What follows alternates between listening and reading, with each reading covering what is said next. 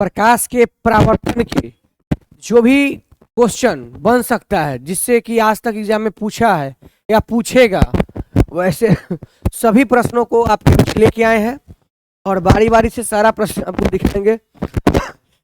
तो आप आराम से इस वीडियो को देखिए। और इसका एक और वीडियो आएगा, यानी आज का जो वीडियो है फुल्ली है रिफ्लेक्शन ऑफ लाइट का सब्जेक्टिव क्वेश्चन जो एग्जाम में आया है और आने की संभावना रखता है। ठीक है, तो स्टार्ट करते हैं और आप स्क्रीनशॉट ले लेंगे। ठीक है, हम पढ़ के सुनाते हैं, आप स्क्रीनशॉट ले लेंगे। पीडीएफ भी मिल जाएगा टेलीग्राम पे अगर जुड़ जाएंगे तो। सुनिएगा ध्यान से, सॉरी हाँ चला गया, देखिएगा ध्यान से।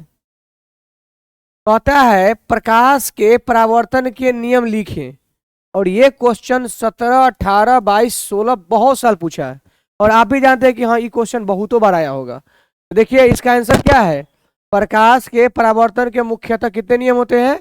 2 नियम। ठीक, कौन कौन? तो देखिए पहला पढ़ लीजिए, आपतन कोण परावर्तन कोण के बराबर होता है।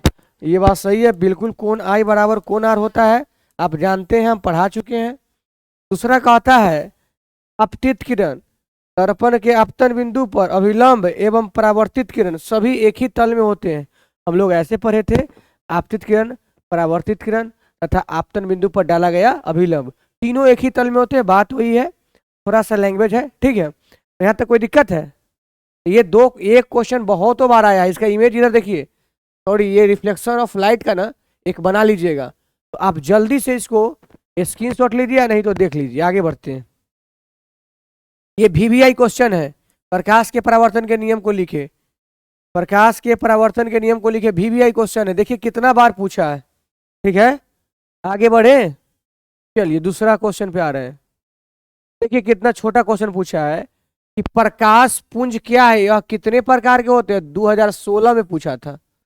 तो हम इसका जवाब आप जानते भी हैं पहले से कि प्रकाश की किरणें के समूह को, प्रकाश की किरणों के समूह को प्रकाश किरण पुंज कहते हैं। हाँ भाई, जब एक वो किरण है तो किरण है, बहुत सारा किरण आएगा तो किरण पुंज कहलाएगा। और किरण पुंज 3 प्रकार के होते हैं, ये आपको पहले से पता है। एक का नाम है अपसारी, जिसको डाइवर्जिंग बोलते हैं, दूसरा समांतर, तीसरा अभिसारी। इसको बोलते हैं डाइवर्जिंग, इसको पैरेलल, इसको कॉन्वर्जिंग। यहाँ फिगर भी दिया हुआ है। अपसारी के देखिए एक बिंदु से निकलकर चारों तरफ फैल गया, समांतर बेचारा ऐसे है, पैरेलल है, और अभिसारी सब एक बिंदु पर आ गया। देखिए सब आ गया एक बिंदु पर, एक बिंदु पर मिला है, एक बिंदु से जाके फैला है, ये कांस्टेंट रेशियो में चला है। ठीक है, आगे देखिए, मोटर गाड़ी चालक के सामने कौन सा दर्पण लगा रहता है? मोटर गाड़ी चालक के सामने, सामने, पीछे नहीं बोले, पीछे के वस्तु देखने के लिए नहीं, सामने अवतल। सामने कौन? अवतल, याद रखिएगा, सामने हमेशा अवतल। ये सब पूछा हुआ क्वेश्चन है। आइए देखिए यहाँ पे क्वेश्चन, देखिए 2015 और 22, 24 में भी आएगा नो डाउट।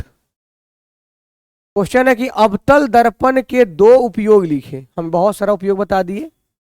एक पहला तो हो गया कि नाई के शीशा मतलब सैलून, नाई के शीशा मतलब सैलून, दांत के डॉक्टर, आंख के डॉक्टर, कान के डॉक्टर सब, गाड़ी के headlight, okay, solar cooker, torch light यानी सर्च लाइट, सब में अवतल का ही प्रयोग किया जाता है।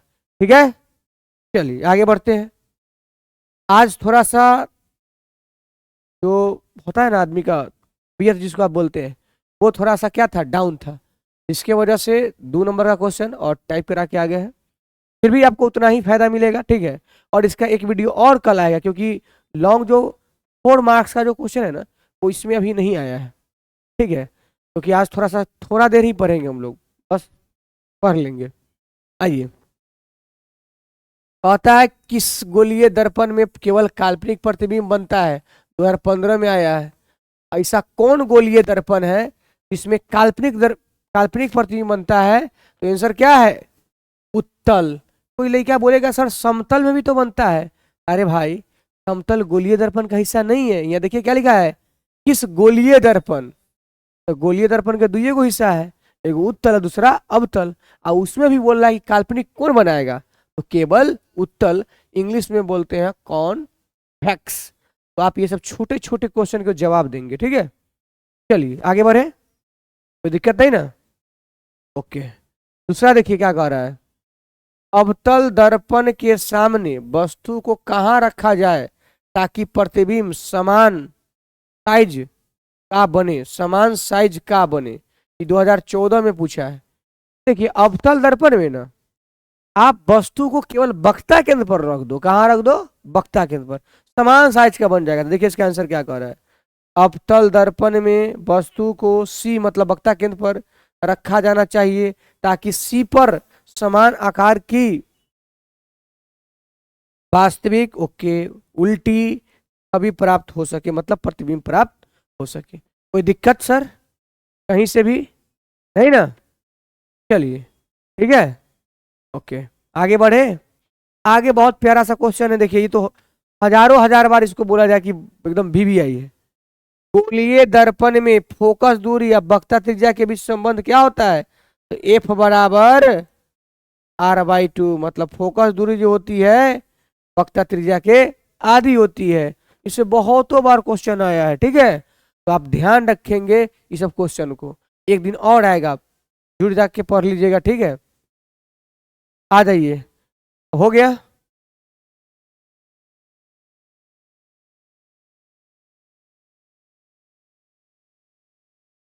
चलिए, कहता है कि गोलीय दर्पण की वक्ता त्रिज्या 20 सेंटीमीटर, तो इसका फोकसांतर क्या होगा? गोलीय दर्पण के वक्ता त्रिज्या कितना है? 20, आर कितना दे दिया है? 20। तो फोकस पूछ रहा है, अभी जस्ट पढ़े हैं कि फोकस ना वक्ता त्रिज्या के आधी होती है, यानी 20 के अधिया 10। ओके, चलिए अब कहता है गोलीय दर्पण क्या है? एक गोलीय दर्पण की वक्ता त्रिज्या 20 सेंटीमीटर है, तो इसकी फोकस दूरी क्या होगी? गोलीय दर्पण क्या है और एक गोलीय दर्पण की वक्ता त्रिज्या कितना है? 20, इसका भी वक्ता त्रिज्या कितना है? R20। सेम क्वेश्चन हो गया सर, फोकस कितना होगा इसका? अधिया 10। अब गोलीय दर्पण क्या है तो बोल देंगे, गोलीय दर्पण क्या है तो बोलेंगे वैसा दर्पण जिसका परावर्तक सतह क्या हो? गोल हो। वैसा दर्पण जिसका परावर्तक सतह क्या हो? गोल हो, उसे गोलीय दर्पण कहते। हो गया। आवर्धन क्या है? देखिए मैग्निफिकेशन 2017 में पूछा है, मैग्निफिकेशन क्या है?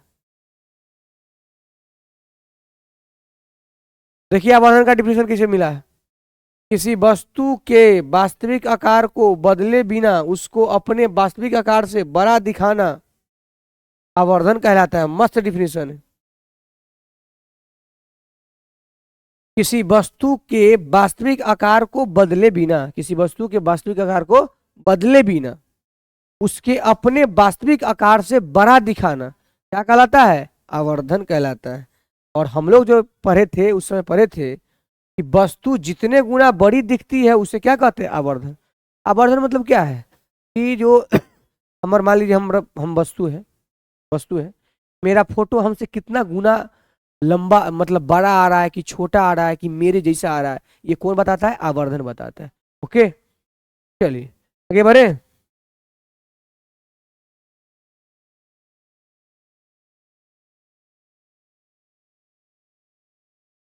गोलीय दर्पण के मुख्य फोकस को परिभाषित करे। वाह, गोलीय दर्पण के मुख्य फोकस को परिभाषित करे।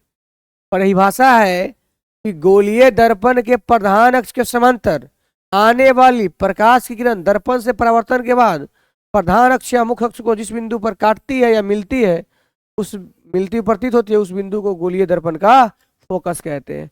हम लोग भी पढ़े थे फोकस बिंदु, कहते हैं कि प्रधान अक्ष के समांतर, किसके समांतर?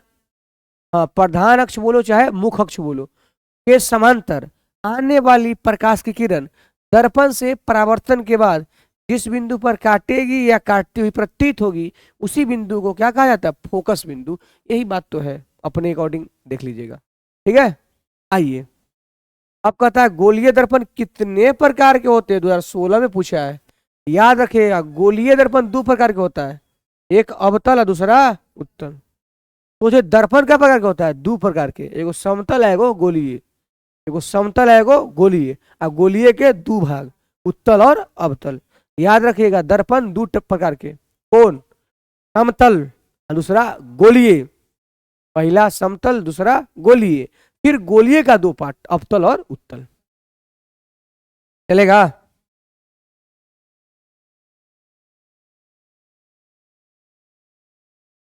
देखिए 17-19 में पूछा है, बोला है कि अवतल दर्पण और उत्तल दर्पण में अंतर स्पष्ट करे। तो आप परीक्षा में ऐसे कर दीजिएगा, इनने उत्तल है, इनने क्या लिख दीजिएगा अवतल। क्या है पढ़ के सुना देते हैं। उत्तल दर्पण में क्या है, कहता है इसका परावर्तक सतह बाहर की ओर उभरा होता है। हाँ ये बात सही है, उत्तल ऐसा नहीं रहता है, देखिएगा उत्तल ऐसा रहता है, ऐसा रहता है ना। बोलिए का परावर्तक सतह उभरल है कि ना है, तो वही बात तू बोल रहा है डिफिनीशन में कि इसमें परावर्तक सतह बाहर की ओर उभरा हुआ होता है। हाँ होता है, उत्तल का परावर्तक सतह उभरा होता है। दूसरा लाइन, उत्तल दर्पण प्रकाश को बाहर की ओर प्रतिबिंबित करता है। यानी जो उत्तल दर्पण है प्रकाश को बाहर की ओर क्या करता है, फैलाता है, वही बात लिखा है।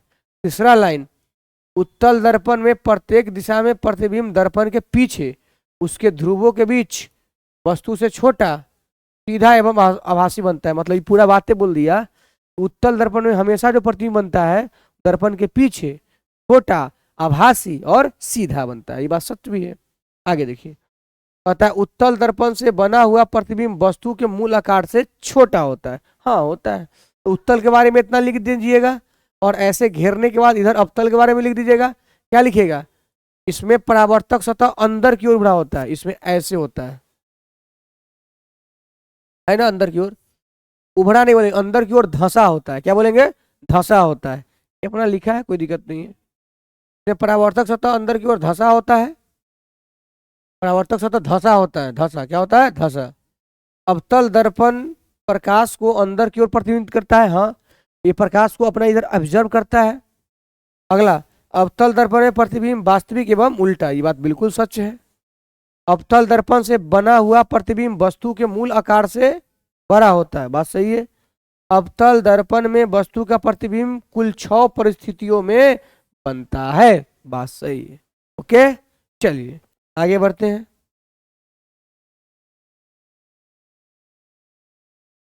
क्वेश्चन द एंड हो गया। तो आज मैं आपको बताऊं कि आज तबीयत बहुत ज़्यादा मतलब था कि पढ़ा नहीं सकते थे, फिर भी आके कुछ क्वेश्चन इसलिए करा दिए कि आपका जो इंतजार होता है कि हाँ भाई 8 बजे पढ़ना है फिजिक्स, वो पूरा हो गया। लेकिन आपको हम स्टार्टिंग में ही बोल दिए हैं कि आपका एक वीडियो और चलेगा क्वेश्चन आंसर का, क्योंकि अभी 2 मार्क्स के ही क्वेश्चन बाकी हैं और 4 मार्क्स के तो और बाकी है। तो ये एक वीडियो और आएगा, ठीक है। तो आप लोग जाइए इसको देख लीजिएगा और फिजिक्स का ना पूरा वीडियो देख लीजिए, कहीं से क्वेश्चन नहीं छूटेगा। यानी एक वीडियो कल और देख लीजिए, उसके बाद प्रकाश का अपवर्तन स्टार्ट हो जाएगा परसों से, ठीक। कल भर क्वेश्चन ही चलेगा। तो आज के लिए इतना ही, मिलते हैं फिर कल, ठीक है। आज थोड़ा सा पढ़ाने का मूड नहीं था, फिर भी कुछ क्वेश्चन लेके आए हैं। तो आज के लिए इतना ही, मिलते हैं फिर कल।